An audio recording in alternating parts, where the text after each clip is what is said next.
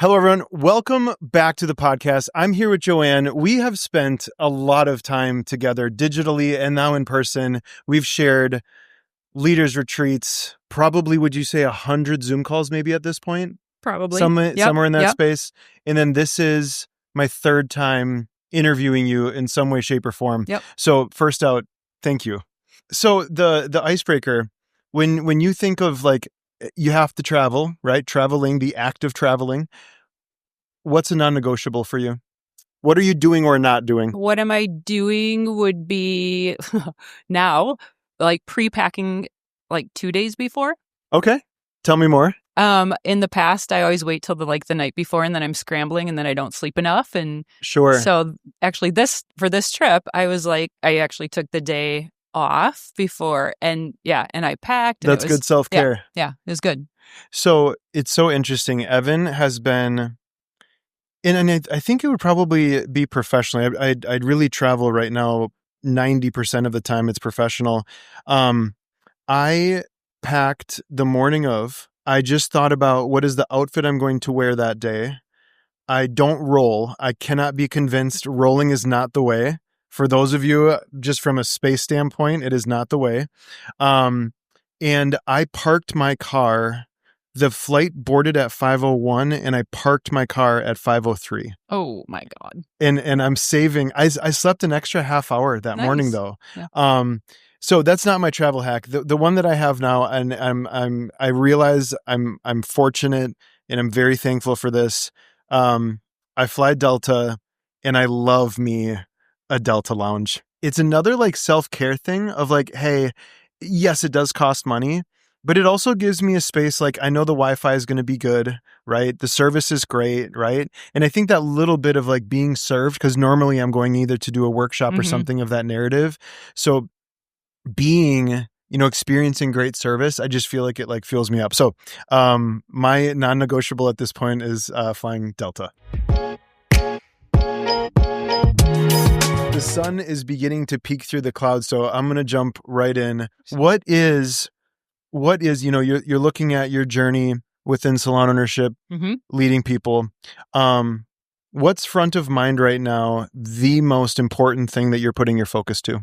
Getting back to basics. Okay. Tell me about that.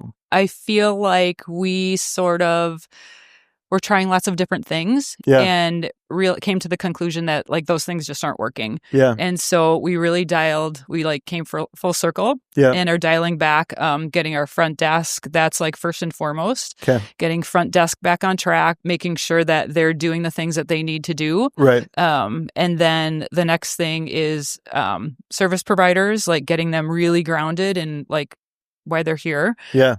And then customer care. And then the last is really to get our associate program, like we have your program, but we really need to like ground that with everybody who's training. Okay, so Erin, I wish she could be on the other side of these cameras right now. So one of the things that we're featuring this weekend here at the Healing Center Forum is the Artist Academy. And, so the data point, just act surprised tomorrow when you hear this. They had lost 40% of their revenue in 2023 in a walkout. And with the Artist Academy, onboarded 6 people, and those 6 people brought in $350,000 into the organization. Now, so the that data point is great, but the thing that we went in this morning, we're like, okay, so we feel that with the Artist Academy, you actually can onboard multiple people at the same time. In the past, like the moment that you start to do that, where's the weak point? Yep. And then who are we going to burn out, right? So one of the things that we think about a lot, also to all y'all listening, what I do within Scale is very, very deep from a data standpoint. So the thing that I'm going to acknowledge you for is you are fast. You have a very, very fast brain. And my story is that you can see magic in a data set, right? Like you have that gift. So Erin, we were at breakfast this morning. It was like, hey, can we tweak our return on investment calculator to show what the ROI is when you're having multiple people go through the Artist Academy? And at 6 people at a time, which would be one full-time person, being dedicated to that. But at 6 at a time, your ROI is 6 months. Your return on investment on training these humans is 6 months, which is wild, right? And we sat here with it, and when you look at this, you understand that like we always have to be hiring, right? Yeah. And when we lack on that process, you eventually the business shows you, right? So what are the things for you to be constantly in that mode? What are you doing? So we actually just had somebody go through the program using Artist Academy? Artist Academy. I blanked. And like she did phenomenal, and she went on the floor, and she's our quickest person, like ready to hit level 1. Like she's doing really, really well.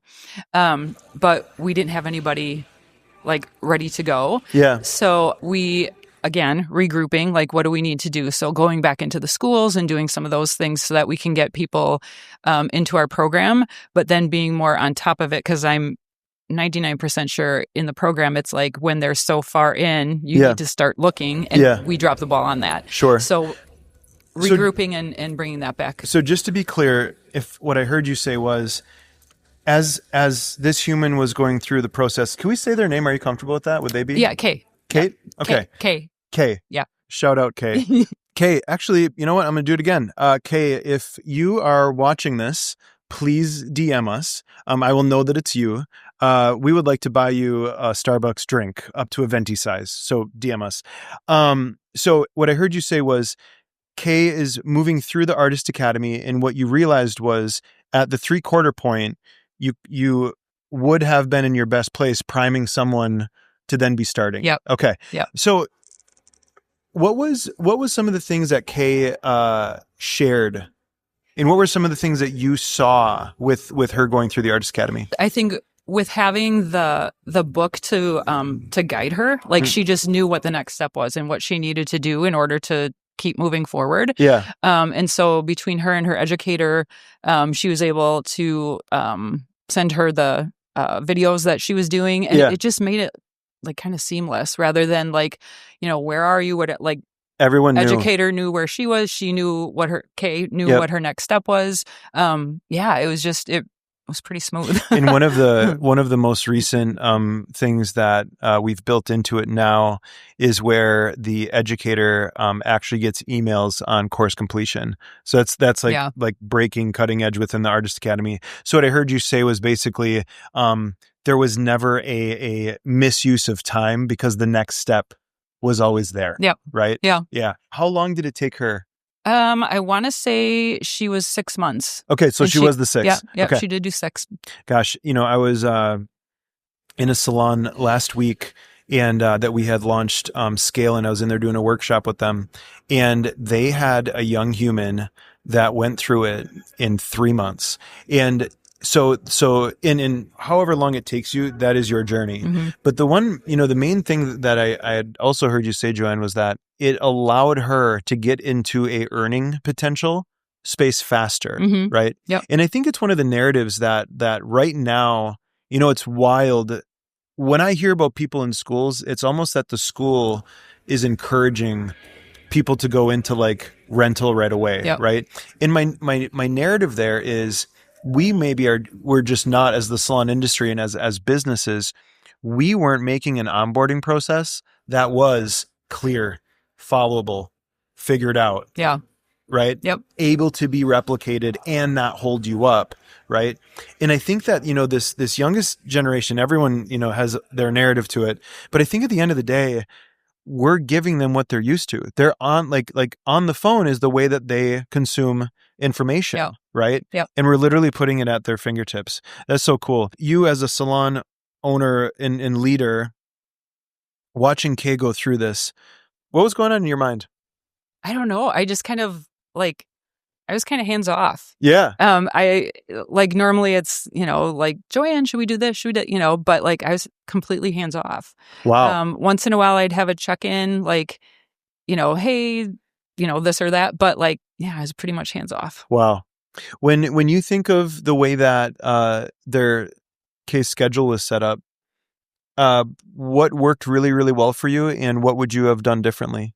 Well, her educator works. Does she work 2 12-hour days?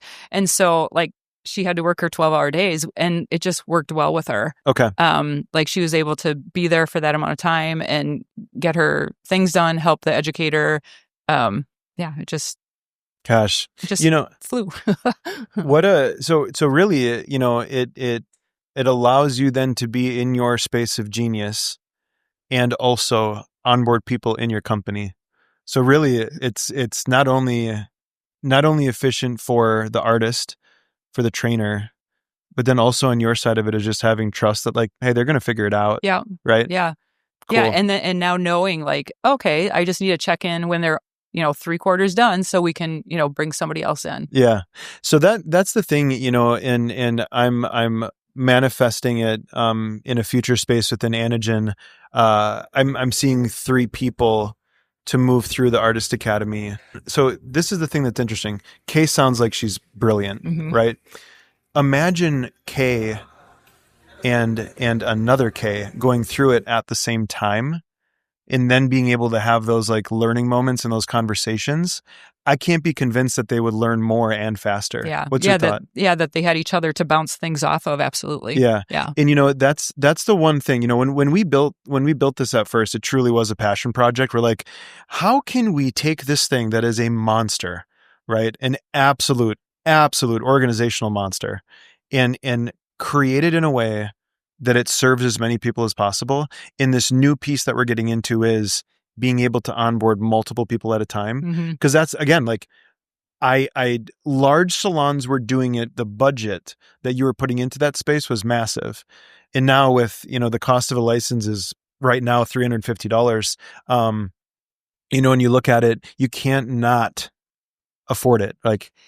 Yeah. And I feel like there's so much time that was consumed from the educator that was taking away from their clients. Yeah. That doesn't happen now. So right. they're able and then their income gets hit. Yep. Their clientele gets impacted. Right. Yeah. Yeah. It's really so interesting. The more that we look at it, but anything in the world, a person once told me, if you think of Uber, what is Uber as a company? What do they do? Deliver food.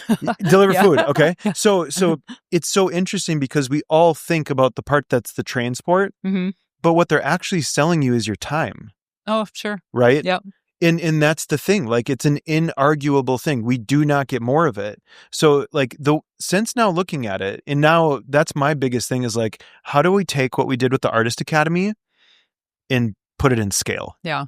Because that is a deep, a very, very, and it only gets continually deeper. The more that we work with unique brands and have unique questions asked, and we build resources. But that is the thing. The Artist Academy is such a goal, and it's such a benchmark that I'm like, I know I can't make scale like it, but I'm going to try really, really hard.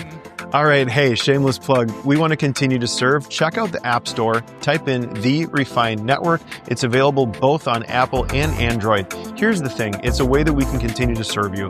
All of our podcasts, all of our digital resources, and our community is there. Here's the thing. We believe that we're better together. Back to the episode. I want to pivot. So you are you're a boss of a human. I think in one of the last conversations you had invested in a new bike, I believe. Yeah. Yeah. So you're always doing something. What are you doing in that way? Your vitality is something I think that you take into consideration quite importantly. What are you doing right now to bring the best version of yourself that has nothing to do with the business? Things sort of fell off the past couple years, and so I'm back on track. I'm signed up for a half Ironman in March. You're such a boss.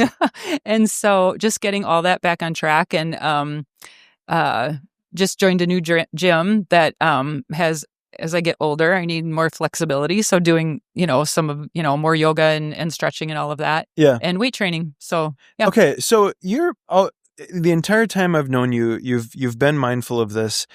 I'm really curious. Have you ever done Pilates? No, not really. Okay. I haven't either. Why? Why are we not doing this? What is it for you? Why I haven't? Yeah. I don't know. I mean, it's it's like core work basically. And it's trying, I don't know. I'm intimidated by the machine. I don't think a machine when I hear Pilates, I think of a class, somebody leading a class. Yeah. So, like on the moving, whatever, what do they call it? Bench, whatever? I don't even know what they call it. Class. Yeah. Like with no equipment. What was that? Ren's coming in, bonus from the background here. It's called a reformer. Okay. So I don't know about that. See, I'm intimidated by that. So, I'm going to look like an idiot, probably fall off of it, which will be funny. I know it will be funny, but I think that's the reason I haven't done it yet. I was just curious because I'm going to have to check out then. Now neither one of us, and I think we're both we're very mindful in that way. Other thing I'm going to ask, most recent dietary change and how has it served you?